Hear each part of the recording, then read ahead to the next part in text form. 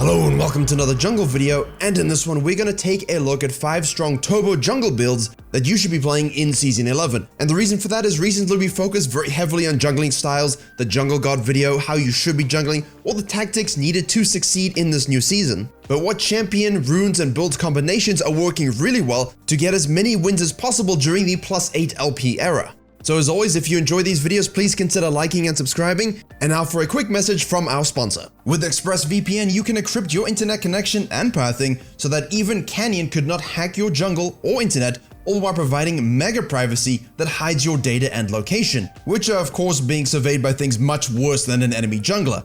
It also lets you rewrite your connection to a country of your choice. Not only do I use ExpressVPN to watch Netflix from other countries, like switching to the UK to watch Rick and Morty, I'm sure you big jungle brains understand. I've used this multiple times before Disney Plus arrived in my country so that I could actually watch The Mandalorian and see Baby Yoda drink some broth. Download ExpressVPN, log in with your unique access code and rewrite your connection. Easy. Encrypt your data and mask your IP with all the fastest speeds.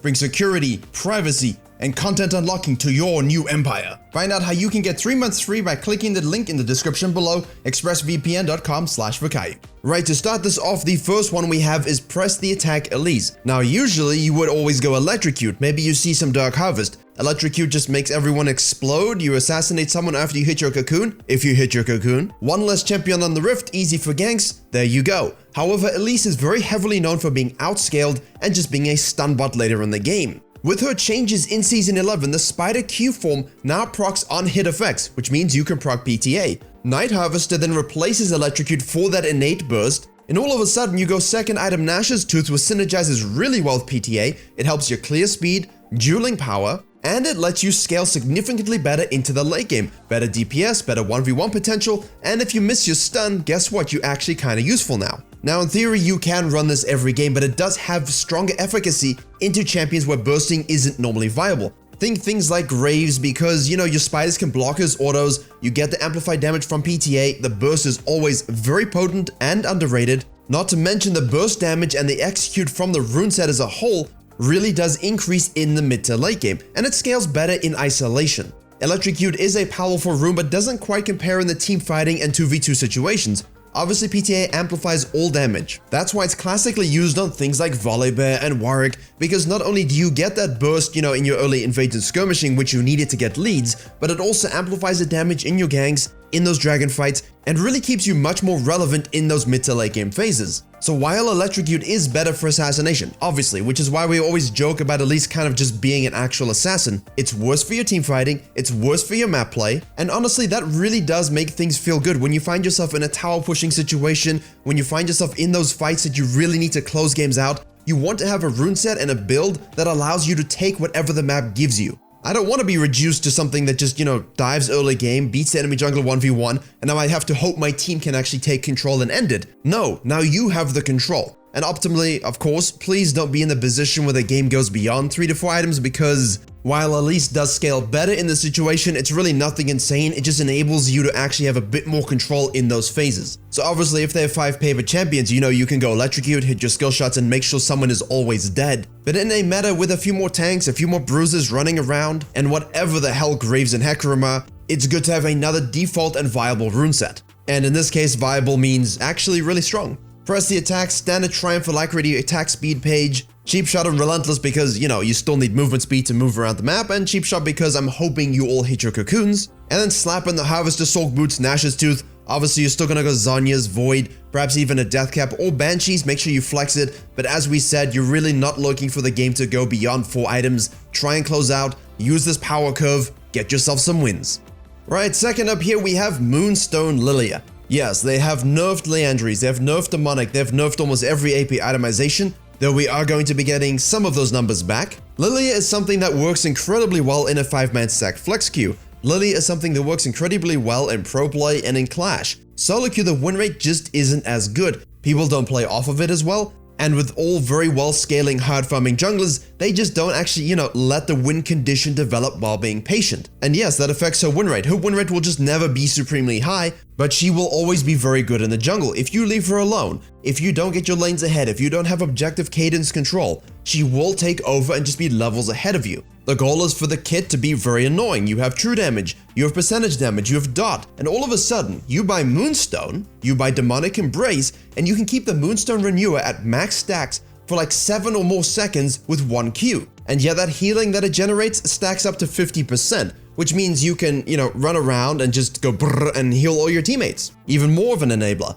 And it gives good stats for cheap because it's a support item. You get 20 ability haste plus 5 for legendary as that's a passive. You don't even need it, it's just bonus stats. The speed with which she farms, the kite ability, the ultimate, the dot damage, the synergy with demonic as well as Moonstone make this such a lethal combo when you can identify the person on your team that is the win condition, all the while being 3,000 levels ahead of the enemy jungler and keeping the most fed member of your teammate alive. It's a pretty good deal. The rune choices are usually pretty standard: Phase Rush or Harvest. Harvest is significantly more used. It has a really good win rate and is of course the one I recommend because it's so damn easy to stack. And to complete your itemization, as you see, Moonstone, Demonic, Zhonya's, you can go Sork or Ionian, up to you, and then you can flex into your regular itemization, although I have seen some Korean builds, not a lot, that like to go Staff of the Flowing Water and Ardent Sensor just to really get into the supportive mode, if that's your thing. I'm not judging, I got Master Tier with support as well, although, I play Zyra and I've never bought a support item in my life, so Third on this list is Phase Rush Talia. Now, it's no secret that I like Talia. I've played her a lot back when she was really hardcore meta in Season 8, and I was one of the first to slap out that early gameplay when the patch went live last week on my other channel. That buff simply made it so that the subsequent damage on your Q actually isn't reduced against jungle monsters. And that's all it took. It allows you now to play the game. You can clear faster, you can get on the map, and of course Talia farms well once you get the Luden's Echo, but really isn't a farming jungler. She's meant to be active and everywhere, and it's so difficult to deal with. And as you see from the itemization, Luden's, Sork Boots, Mejai's, and Zhonya's, these are the core items on all the pro and high elo players. Why? Because you just don't die. You can just do so much damage while disengaging, while getting everywhere on the map, and then of course spamming Q to your heart's content. And that's where Phase Rush comes in. Nimbus, Transcendence, or Celerity, Water Walking, and then of course Eyeball and Ravenous, or Cheap Shot and Ravenous. Instead of going Dark Harvest, which is of course a de facto choice, it still gives you giga scaling, a lot of damage. The Phase Rush is really good, but allows you to have the mobility to disengage and kite, which is really great against things like Olaf, things like Graves, things like Kha'Zix. These are all very strong. Now obviously I love me some good Dark Harvest and damage scaling, but being able to kite those champions out while you dish out Qs to have the ability to be more accurate, that is absolutely hugely useful. And Phase Rush is a little bit of an annoying rune. You give it to something that isn't movable, and now you can never catch him. All in all, I would like this rune to disappear a little bit so I can actually get onto things, but then again, I play Volibear. I feel like I'm just punishing myself in high elo with this, but it is what it is. It doesn't have a huge play rate, but the win rate is good. There are some Talia mains in Korea that only run Phase Rush, but it's nice to know there are options if you are someone that doesn't really need the bonus damage, but just wants the safety of positioning. Fourth on this list is pretty basic. Poppy Jungle, but with Dark Harvest. Slap her in some Cheap Shot, Eyeball, Relentless Hunter to move even faster, Celerity and Water Walking to move even faster. You can go Nimbus Cloak as well. There are other secondary pages you can try. And let me stop you right there. Yes, Poppy Jungle is a thing. It has been a thing for a while, but it's getting really kind of semi-popular in Season 11. The win rate is still high, the play rate is picking up, and people are realizing, hold up, she does disgusting amounts of damage. She can stop dashes, which, considering it's almost 2021, I'm sure we're gonna get a champion with 18 of them, and has one of the best disengage tools in the game. Now classically you would go Electrocute because you can proc it very easily with your E. That counts as 2 attacks, so you just need a Q or an auto attack to trigger Electrocute. Great for early ganks, great to dish out the surprise damage, and I know there are the full damage Poppy builds that people go with Electrocute that really amps up the actual spell. You've got Hail of Blades also. But a lot of the best win rates and a lot of the Poppy jungle you're seeing in high elo is still full tank, really utilizing the core of her kit in order to remain as tanky as possible, peel, engage, disrupt, but the Dark Harvest gives you that innate scaling. While Electrocute when you go full tank will fall off, the Dark Harvest just keeps your damage growing and growing, which means you're actually more useful in the late game than ever because you're fully tanky, no one can kill you, and you actually can dish a lot of damage, and because of her kit and her jungling in the early game, it's relatively easy to stack. Now, on the other side of the hammer, you can of course go Divine Sunderer. This is a more damage-orientated flex build with some HP. You still go the Deadmans, you throw in some other itemization, you can go the Sterix later on as well. It really enables the Bruiser Poppy with scaling. And if you are in the mid to lower MMRs and you want something that can kind of survive, never die, control team fights, and give you tankiness and damage, you're looking at a very good choice to use. Go on, try it. Fifth up on this list, I have to talk about my dear Volibear. Win rate isn't doing so good. High elo? No. Could he use some core buffs as a tank fighter? Probably. Maybe we can tweet Riot lots about that. But hidden in the darkness are a couple builds that really make Volibear actually pop off in a different way, which is why I think the win rate also goes down, because you need to know how to play him not only as your disruptive tank in the late game, but also with these niche styles that can bring forth different strengths, which is why they designed him this way, to have different builds and scalings to make it a really diverse champion to try. Yes, I will talk about the AP Dark Tech I mentioned in a second, but the thing you are not trying is the Divine Sunderer, Swifty's Deadman Spirit Visage. You can adapt into that of course and go for the Sterix third also. These items in combination with each other are producing excellent win rates. I'm seeing some high elo Volibears have really good success with the innate healing, and if you recall the Volibear build I spoke about when he was released, rushing a Sheen and Kindle Gem, which a Korean one trick also ended up doing independently and then being used a lot in Worlds, this is part of Divine Sunderer. And it's not the classic old Phage, but you also throw in the Phage in there. When you looked at Volibear before Season 11 and you saw these three items, you were thinking, wow,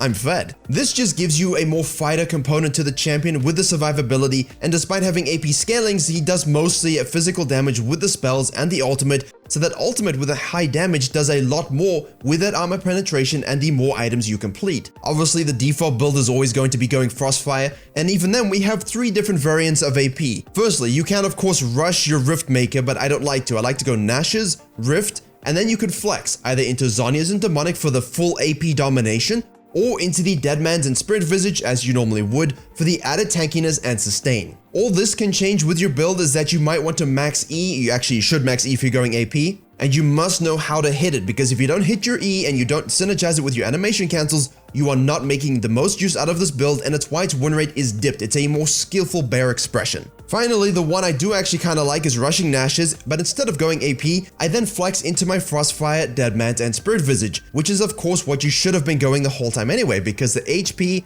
the size, these things are just so good on Volibear. I do it on Ornn as well. They scale with your kit, your W, as well as giving you the size necessary to actually, you know, scare small children like AD carries. In the tankier builds, you still go W max, obviously. In the full AP builds, or even with a hybrid AP build, you can max and should max that E. But when you throw in the standard PTA rune set, you are looking to have a lot more fun with Volibear, and you know what, since they actually went ahead and nerfed Sunfire and forced people onto the Frostfire, the win rate has climbed even in those first few days. Tells you something, doesn't it? And as a final note, if you want to go full tank instead of the Nash's Tooth, why don't you just go ahead and throw in a Sterix Gauge or Zhonya's? That one non-tank item is all you really need to send the bear into an absolute frenzy, and that's all I need this holiday season.